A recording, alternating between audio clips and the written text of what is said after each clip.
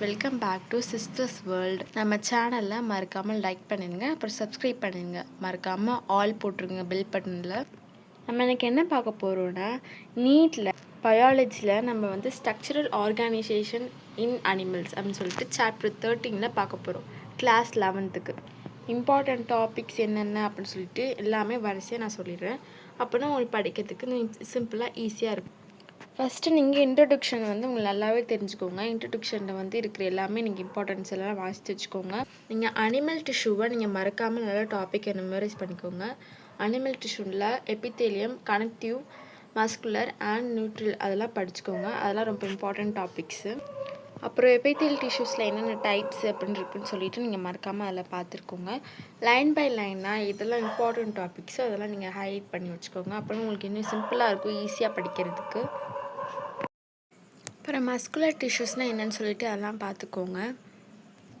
முக்கியமாக எல்லா டயக்ராம்ஸையும் நீங்கள் லைன் பை லைனாக பார்த்து அதில் என்னென்ன அப்படின்னு சொல்லிட்டு எல்லாமே நீங்கள் பார்த்துக்கோங்க.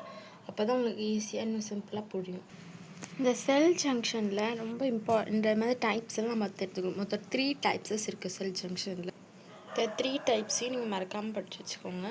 நெக்ஸ்ட்டு கனெக்டிவ் டிஷ்யூஸில் நம்ம இம்பார்ட்டன்ட் டைம் பாயிண்ட்ஸ் அது எல்லாமே நீங்கள் படித்து வச்சிட்டிங்கன்னா ஈஸியாக இருக்கும். இம்பார்ட்டன்ட் லைன்ஸ் இதெல்லாம். அப்புறம் இதில் இருக்கிற டயக்ராம்ஸ் நீங்கள் மறக்காமல் பார்த்து வச்சுக்கோங்க.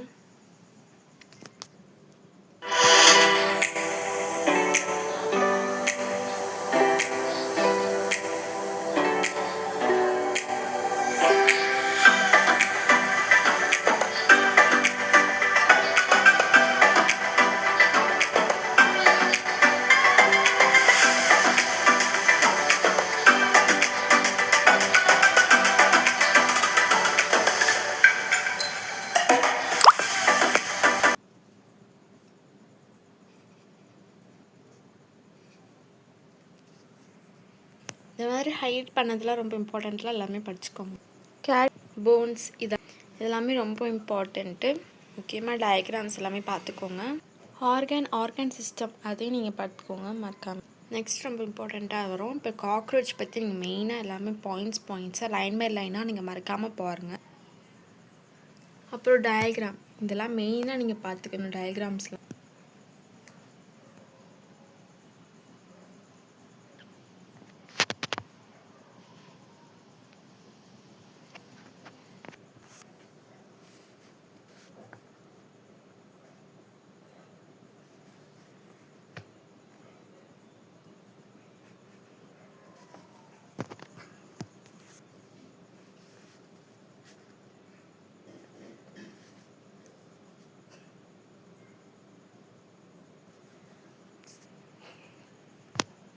இந்த மாதிரி லைன் பை லைனாக எல்லாமே நீங்கள் வாசித்து நல்லா கவனிச்சுக்கோங்க.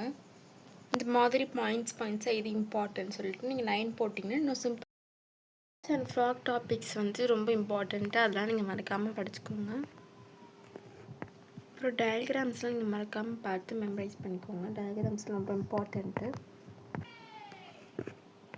ஸோ நான் சொன்ன எல்லாத்தையுமே நீங்கள் மறக்காமல் மெமரைஸ் பண்ணிக்கோங்க. ஃபஸ்ட்லேருந்து சொல்கிறேன். அனிமல் டிஷ்யூஸில் நீங்கள் எபித்தெலியல் டிஷ்யூ, கனெக்டிவ் டிஷ்யூ, டைப்ஸில் என்னது, மஸ்குலர் டிஷ்யூஸ், அப்புறம் organ system, cockroach, frock, so அந்த எல்லாமே நீங்கள் மெமரைஸ் பண்ணி வச்சுக்கோங்க. எல்லாமே லைன் பை லைனாக நீங்கள் வச்சுக்கிட்டிங்கன்னா நீட்டுக்கு நீங்கள் படிக்கிறதுக்கு ரொம்ப சிம்பிளாக ஈஸியாக இருக்கும். அப்புறம் வெரி இம்பார்ட்டன்ட் டயக்ராம்ஸ் வந்து நீங்கள் மறக்காமல் எல்லாமே பார்த்து வச்சுக்கோங்க.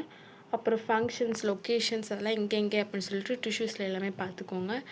அப்புறம் unique features of each organisms, அதாவது வந்து காக்ரோச்சு, ஃப்ராகு இந்த மாதிரிலாம் என்னென்ன ஃபீச்சர்ஸ்லாம் இருக்குது அப்படின்னு சொல்லி எல்லாமே பார்த்து வச்சுக்கோங்க. எம்சிக்யூவில் வந்து ஃப்ராகு, காக்ரோச் தான் ரொம்ப இம்பார்ட்டண்ட், அதெல்லாம் நீங்கள் பார்த்து வச்சுக்கோங்க. ஸோ அவ்வளோதான் காய்ஸ். இதை வச்சு நீங்கள் நீட்டாக நல்லா ஸ்கோர் எடுக்கலாம். நம்ம சேனல்லாம் மறக்காமல் நீங்கள் லைக் பண்ணிடுங்க, சப்ஸ்கிரைப் பண்ணுங்கள், மறக்காமல் பெல் ஐக்கானில் ஆல் போட்டுருங்க. So bye.